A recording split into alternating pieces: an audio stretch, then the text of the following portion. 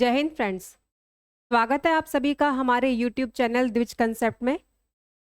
मित्रों, अपनी इस सीरीज सैर सपाटा में आज हम गंगा नदी तंत्र का सैर करने चलेंगे और देखेंगे कि गंगा नदी का विस्तार कहाँ है, कितना अपवाह क्षेत्र है, ये सब हम आज देखेंगे। आपको क्या लगता है कि गंगा नदी मात्र एक भौगोलिक प्रकृति है या फिर इसका हमारे समाज से भी कोई संबंध है? गंगा ऐसी नदी है जो भारत के उत्तराखंड से लेके पश्चिम बंगाल तक प्रवाहित होती है और गंगा के क्षेत्र में जो भी राज्य आते हैं उनकी विविधता, उनका समाज, सभी में पर्याप्त अंतर है। सभी की बोली, भाषाएं सब कुछ अलग है, लेकिन फिर भी सभी गंगा के सूत्र में बंधे हुए हैं। इसीलिए तो हम कहते हैं कि हम उस देश के वासी हैं जिस देश में गंगा बहती है। इसका क्या मतलब है? इसका ये मतलब नहीं है कि वैसे तो सभी देशों में कोई ना कोई नदी बह ही रही है, लेकिन गंगा का मतलब विविधता में एकता है। तो आज हम गंगा नदी में चलते हैं, उसकी सैर पर चलते हैं। चूंकि गंगा एक बहुत ही बड़ा टॉपिक है, इसलिए हम इसे दो भागों में बांटेंगे। तो चलिए चलते हैं सैर सपाटा की इस सीरीज में गंगा नदी की सैर पर।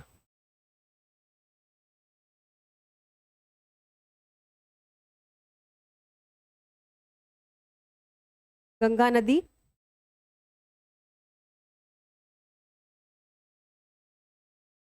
गंगा नदी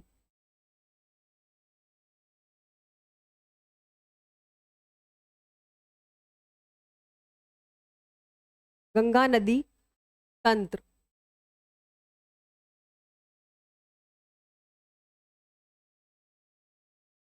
इसमें इसे हम दो भागों में बांट देते हैं। सबसे पहला भाग है जो कि पर्वतीय भाग है।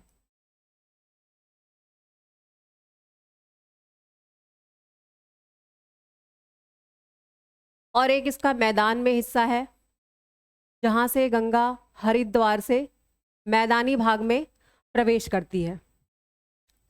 तो हम देखते हैं कि पर्वतीय क्षेत्र में गंगा को क्या कहते हैं। आपको क्या लगता है, क्या गंगा कहीं से गंगा का उद्गम होता है? क्या कोई ऐसा बिंदु है जहां से गंगा का स्रोत है कोई?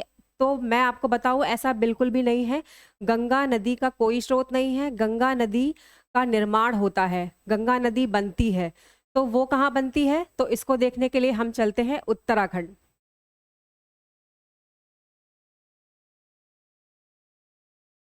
उत्तराखंड में गंगा नदी को देखने के लिए हम चलेंगे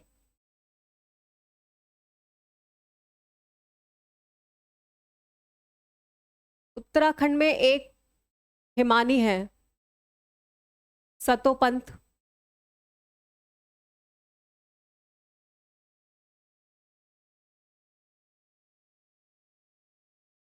सतोपंथ से एक नदी निकलती है,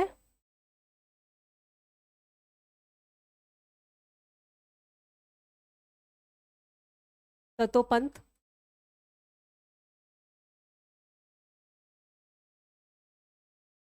ग्लेशियर, यहां से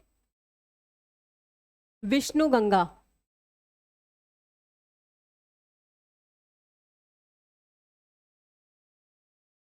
विष्णु गंगा की एक धारा निकलती है। यहीं पर बद्रीनाथ,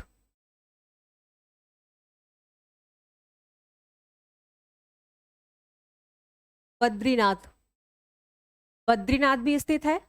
बद्रीनाथ हिंदू धर्म में 4 धामों में से एक है। बद्रीनाथ एक तरफ नर और नारायण,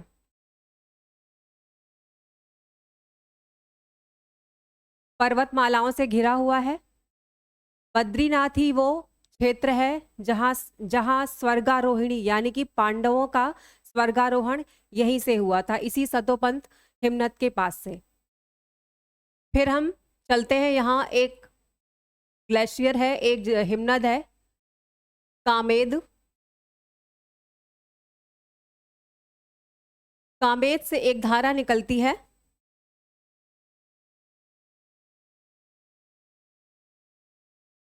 जिसे धौली गंगा के नाम से जाना जाता है।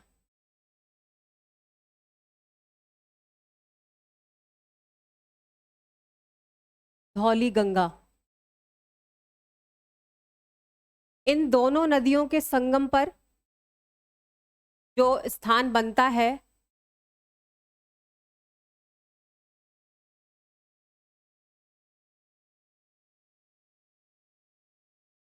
ये जो स्थान मिल रहे हैं उन्हें हम प्रयाग कहते हैं।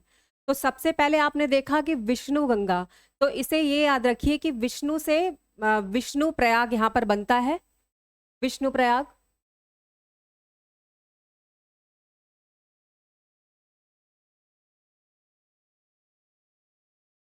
एग्जाम में पंच प्रयाग नाम से सवाल पूछे जाएंगे। तो ये हमारा पहला प्रयाग है विष्णु प्रयाग, जिसमें विष्णु गंगा और धौली गंगा के संगम से ये इसका निर्माण होता है। और यहीं पर एक नई नदी का निर्माण होता है जिसका नाम है अलकनंदा। अब हम चलेंगे अलकनंदा। यहाँ से इस नदियों को अलकनंदा के नाम से जाना जाता है। इसे थोड़ा सा डार्क बना देते हैं क्योंकि आगे यही नदी जाएगी, अलकनंदा।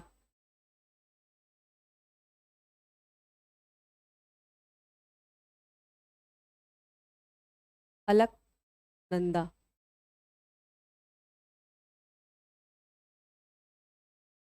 अब विष्णु प्रयाग के पास यहाँ पर आप देखेंगे कि एक स्थान है जोशीमठ। जोशीमठ।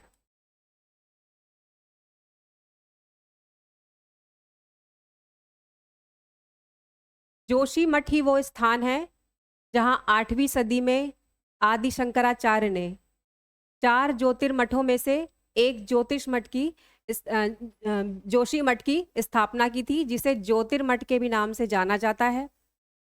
और जोशीमठ इसके अलावा भी इसके साथ एक पौराणिक कथा जुड़ी है जिसमें जिसमें कि प्रहलाद, कहा जाता है कि प्रहलाद ने नरसिंह भगवान को जब प्रकट किया था उसके बाद भी उनका क्रोध समाप्त नहीं हुआ, जिसके बाद भी उन्हें पुनः तपस्या करनी पड़ी। और यहीं पर भगवान विष्णु का शांत स्वरूप भी स्थापित है। और जोशीमठ ही वो स्थान है जहाँ बद्रीनाथ की, यानी कि भगवान बद्रीनाथ का शीतकालीन गद्दी की यही स्थापना की गई है। यानी कि जब वहाँ कपाट बंद हो जाते हैं तो जोशीमठ में ही भगवान बद्रीनाथ को स्थापित किया जाता है शीतकाल में। और जोशीमठ के साथ ये भी बात है कि अभी करंट में क्या हुआ कि जोशीमठ में भूस्खलन की समस्या देखी गई। मतलब कि जो वहाँ की भूमि है वो नीचे की तरफ धंसती जा रही है। और इसकी समस्या भले ही ये आज देखने को मिली है, लेकिन 1972 में ही सरकार ने एक गठित किया था समिति, मिश्रा समिति के नाम से, जिसमें ये रिपोर्ट बताई गई थी कि जोशीमठ किसी भी ठोस चट्टान पर ये जो टाउन है, ये जो स्थान है वो स्थापित नहीं है। ये छोटे छोटे कंकड़ों, पत्थरों और एक तरीके से मतलब बिल्कुल रेत और इन पर स्थापित है। इसका कोई ऐसा स्थान नहीं है कि ये बहुत देर तक स्थापित रह सके, इसीलिए इसका धंसाव भी हो सकता है, ऐसा उस रिपोर्ट में पहले ही कह दिया गया था। और फिर इसका एक कारण और भी बताते हैं कि जो विष्णु गंगा और धौली गंगा यहाँ से गुजर रही हैं, इनका भी जो कटाव है वो भी क्षेत्र इनको, जोशीमठ को प्रभावित करता है। अब हम आगे चलते हैं तो आगे हम देखेंगे कि अब एक और ग्लेशियर है, हिमनद।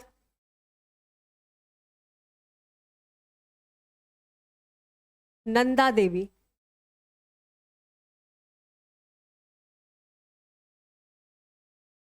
नंदा देवी से नंदाकिनी नंदाकिनी नदी का उद्गम होता है।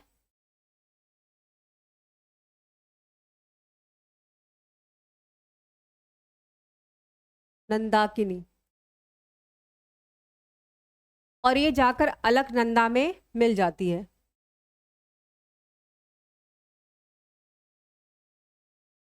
अलकनंदा में मिल जाती है, जहां इसे नंद प्रयाग के नाम से जाना जाता है। नंद प्रयाग। आप देख रहे हैं नंदाकिनी तो है ही नाम में, तो आगे नंद प्रयाग को आप इसे याद कर सकते हैं। जोशीमठ और नंदाकिनी, इनके बीच में ही प्रसिद्ध फूलों की घाटी भी स्थित है। जोशीमठ इसलिए भी थोड़ा सा ज़्यादा करंट न्यूज़ में बना हुआ था। अब हम चलते हैं नंद प्रयाग। नंदाकिनी देखा, अब हम एक और प्रयाग से मिलेंगे। एक और ग्लेशियर है हिमनद।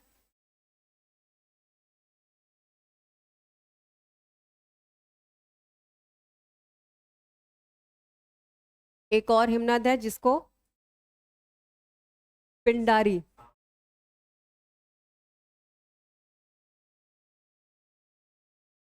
पिंडारी हिमनद।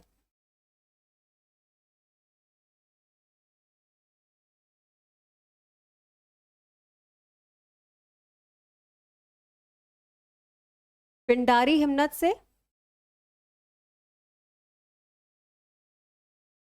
पिंडार, या फिर इसे कर्ण गंगा के नाम से भी जाना जाता है। कर्ण गंगा।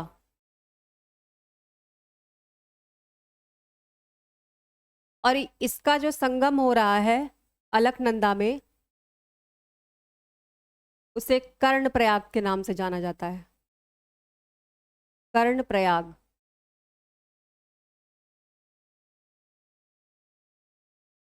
पिंडारी, पिंडारी हिमनद से लेके कर्ण प्रयाग, ये जो क्षेत्र है पिंडार का, यहाँ पर बुग्याल एक घास की प्रजाति है। जैसे कि मैं बताऊं आपको, अगर ये हिमनद है,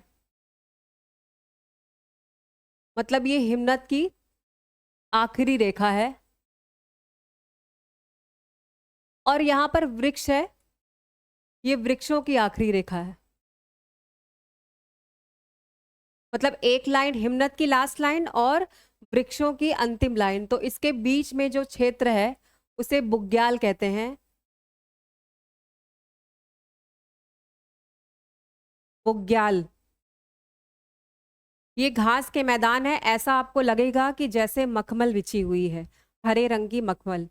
और इस क्षेत्र में इसे बुग्याल नाम से बुग्याल तो हमने देखा है, इसे पिंडार क्यों? पिंडार के साथ एक और बात जुड़ी हुई है कि पिंडार का मतलब होता है चरवाहा, यानी कि खास तौर पर भैंसों को चराने वाले चरवाहों को पिंडार कहा जाता था।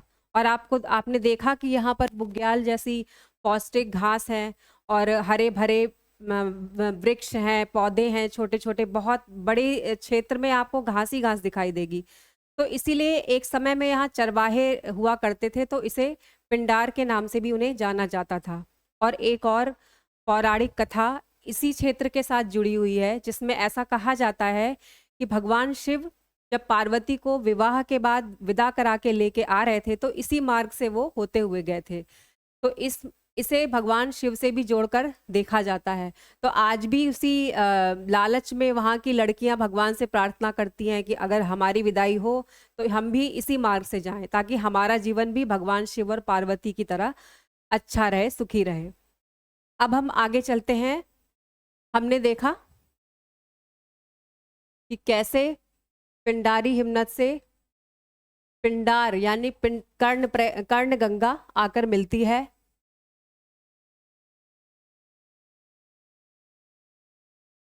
अब यहाँ पर इसे मैं मिटा देती हूँ थोड़ा, आपने तो लिख लिया होगा।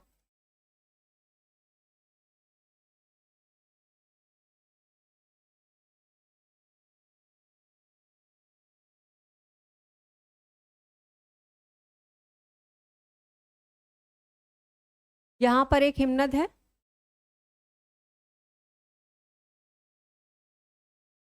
चौराबाती।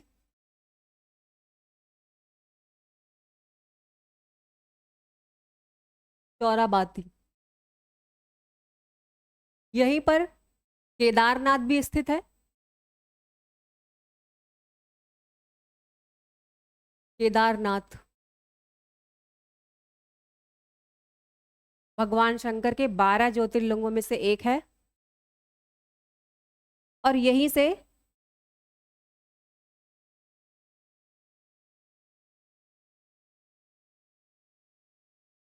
से नंदाकिनी,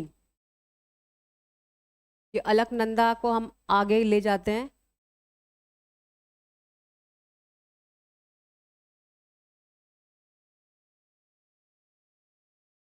नंदाकिनी,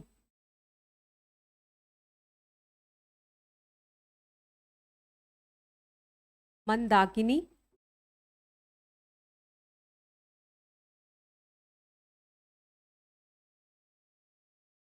मंदाकिनी।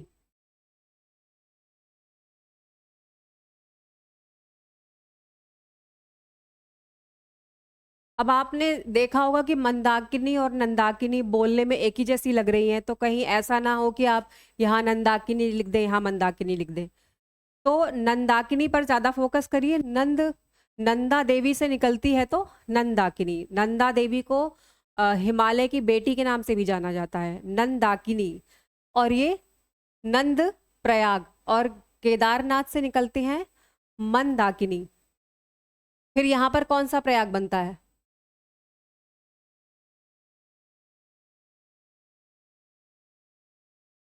जहां मिलती है वहां पर रुद्रप्रयाग। आपने को मैंने बताया कि केदारनाथ 12 ज्योतिर्लिंगों में से एक है और भगवान शंकर को समर्पित है, तो रुद्र भी भगवान शिव का ही नाम है। तो आप इससे इस चीज को याद रखिए, रुद्रप्रयाग।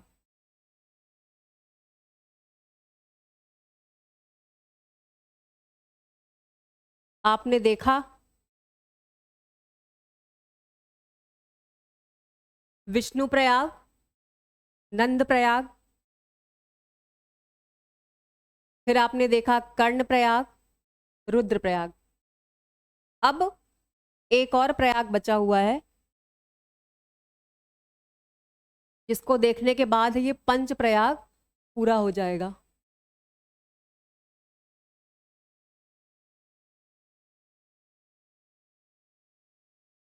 यहां से यह है गोमुख,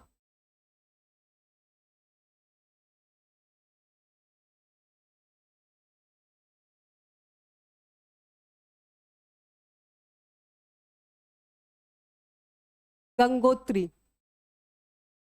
गंगोत्री एक बहुत बड़ा ग्लेशियर है और गोमुख उसका एक स्थान है जहां से भागीरथी भागीरथी प्रवाहित होती है। इसे गोमुख क्यों कहते हैं? क्योंकि ऐसा लगता है कि जैसे गाय का मुख है, इसी वजह से इसे गोमुख कहते हैं। और ये है भागीरथी।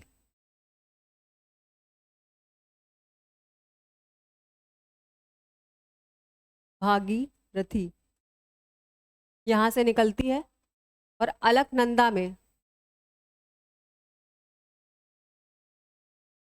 अलकनंदा में जब मिल जाती है, जब इसका संगम हो जाता है, तो इसे देव प्रयाग के नाम से जाना जाता है।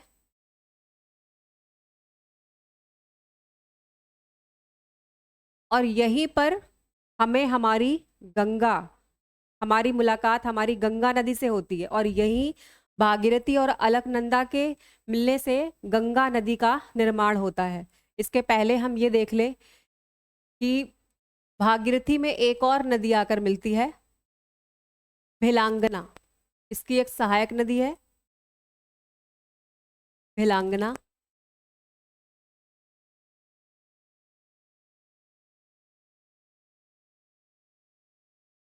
भिलांगना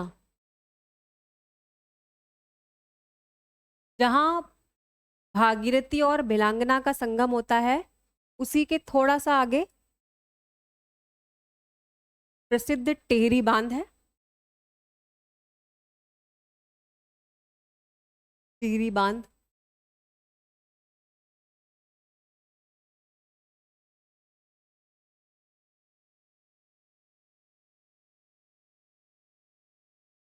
ये विश्व का ही नहीं बल्कि भारत का सबसे बड़ा बांध है, टिहरी बांध। जब ये प्रोजेक्ट बना तो उस समय बहुत विरोध हुआ, और विरोध होता भी कैसे नहीं। आपने देखा कि ये जो क्षेत्र मैंने आपको बताया, ये मतलब भूकंप के हिसाब से काफ़ी सेंसिटिव क्षेत्र है। तो यहाँ पर जब ये बांध बनने लगा तो वहाँ की जो वहाँ के बाशिंदे थे, जो लोग थे, उन्होंने इनका विरोध किया और कहा कि ये बांध बनेगा तो हमारा विस्थापन होगा, हम कहाँ जाएंगे। बहुत बड़ी मात्रा में यहाँ से पेड़ काटे जाएंगे, फिर कहीं ऐसा ना हो कि यहाँ कोई आपदा आ जाए, प्राकृतिक आपदा आ जाए। इस वजह से सुंदरलाल बहुगुणा के नेतृत्व में यहाँ पर एक आंदोलन चलाया गया, लेकिन उसके बाद भी यहाँ पर बांध बनाया गया।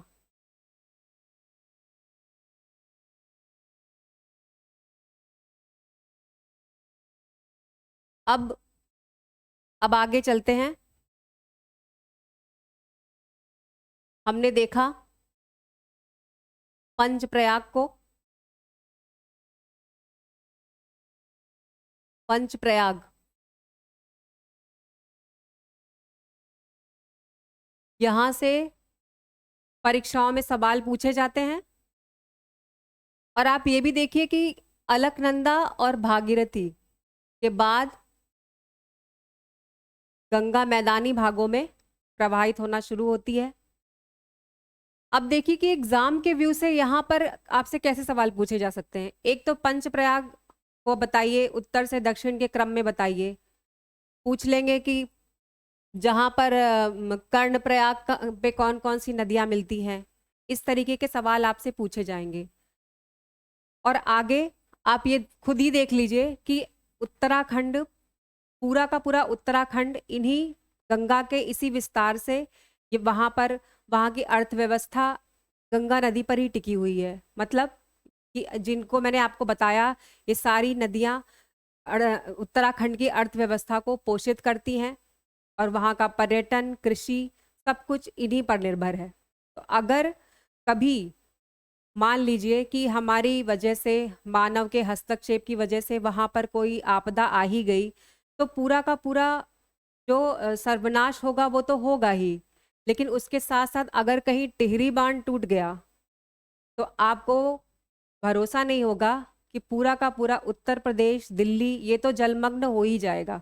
इसके साथ साथ पूरे के पूरे मैदानी भाग में बाढ़ आ सकती है। तो हमें ये याद रखना चाहिए, यहाँ पर महात्मा गांधी ने क्या कहा था कि हमें प्रकृति के साथ उसका दोहन सिर्फ अपनी आवश्यकता के लिए करना चाहिए। प्रकृति किसी के लालच का पेट नहीं भर सकती। तो इसीलिए हमें विकास भी उसी मात्रा तक करना चाहिए जहाँ तक सिर्फ उसमें थोड़ा सा परिवर्तन हो सके और हमारा काम चल सके। और क्योंकि प्रकृति के सामने हम धूल के बराबर भी नहीं है, अगर उसने करवट भी ली तो संपूर्ण उत्तर भारत में बाढ़ आ जाएगी। अब हम इसके आगे अपने अगले लेक्चर में, अपने अगली क्लास में हम गंगा के मैदानी भागों का अध्ययन करेंगे, सैर करेंगे, उन्हें देखेंगे और ये भी जानेंगे कि गंगा, अब जिस गंगा का स्वरूप हम देखते हैं, जिसे हमने वाराणसी में देखा, जिसे तीर्थराज प्रयाग में देखा, जिसे हम पश्चिम बंगाल में देखते हैं, वो गंगा और ये जो हमने बताया ये गंगा, इनमें क्या फ़र्क है। यहाँ जो पर्वतीय भाग में जो गंगा बह रही है, इसका जो प्रवाह है ये काफ़ी सक्रिय एरिया में और काफ़ी गहराई में है, लेकिन जैसे गंगा मैदानी भाग में आती है उसकी चौड़ाई बढ़ जाती है, उसका अपवाह क्षेत्र बहुत ही बढ़ जाता है, उसमें तमाम सहायक नदियाँ आकर मिलती हैं, जिनको हम अपनी अगली क्लास में देखेंगे। और देखेंगे कि कैसे गंगा नदी के किनारे, कैसे गंगा नदी ने मगध साम्राज्य, मौर्य साम्राज्य जैसे साम्राज्य को जन्म दिया, कैसे वहाँ पर 16 महाजनपद बने और क्यों, आखिर ऐसा वहाँ पर क्या है उस क्षेत्र में जहाँ चाहे कोई भी समय हो, लेकिन हमेशा राज्य की राजधानियाँ उन्हीं क्षेत्र में बनाई जाती हैं। और कैसे एक प्रसिद्ध राज्य, इतना सुदृढ़ राज्य गंगा नदी की गोद में कैसे निर्मित हुआ। तो हम इसको अपने अगली क्लास में देखेंगे। तब तक के लिए धन्यवाद और आप खूब पढ़िए। धन्यवाद।